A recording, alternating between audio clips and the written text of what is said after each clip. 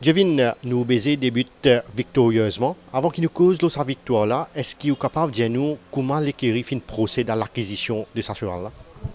Et tu peux changer ici avec ouais, dans le sens que cheval là, tu as des plans avec lui sur une propriété, tu vas aller pour l'Arabie Saoudite, tu pas tu mets pour ici avec un problème qui ne passe avec quarantaine, cette idea and drop.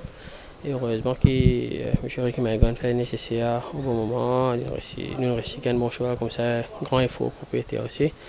Alors ça, tu tiens à faire qu'il l'utilise à the right moment et il passe devant nous et nous saisissons la chance.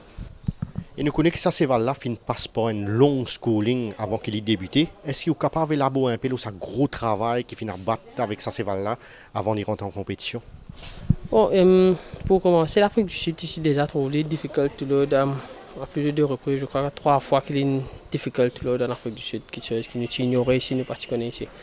Avant ce premier trial, mais voilà, suite nous scoli et grand merci à toute l'équipe des palefreniers, toute l'équipe des starters, toutes les handlers, alors des stars qui donnent un bon coup de main, Teddy qui monte presque tout que tu n'as scoli, Jérémy, ce palefrenier Oliver qui tu es en présent, nous donnons sur les temps qu'il est besoin et à chaque fois qu'il y a une school, il y a une amélioration, et pour la suite, l'Indian est prêt et hop, il fait ce trial et là, nous trouve dans les courses. Il confirme sa classe de façon impressionnante dans la 8e course, Jevin, avec sa turn-off foot qu'il a donné là, vraiment, il bien surprendre. Ouais, ben, quand il était là-bas, c'est un adversaire direct, tout est devant lui, il a au moins des longueurs, trois longueurs devant lui, même, mais heureusement qu'il suit un bon les deux aussi. Tower Wisdom, il a mené directement jusqu'à la ligne droite, il a un bon favori pour gagner les courses, avec ce premier ligne. Et il tient bon les deux. Heureusement que sa gap là ouvert juste entre qu'on est au fond dedans après sa gap là refermée un petit peu mais heureusement qu'il est passé là déjà. Après pratiquement des jours qu'il a galopé, comment vous trouve sa récupération à l'écurie? Il est bien, il prend ses courses bien. Le matin à la marche, il est très bien, très beau à voir. Il ne peut paraître qu'il perd beaucoup, mais moi je connais quand nous prenons le temps avec nous un cheval, nous pas pour presser. Quand il est pour près, encore une fois, nous pourrions amener. Sinon, Jevin a un cheval de cette trempe, comment vous différenciez-les des autres? Un peu tôt pour dire un cheval de cette trompe parce que là, il galope seulement 56. Il n'est pas vraiment tape contre Benteno, comment nous dire.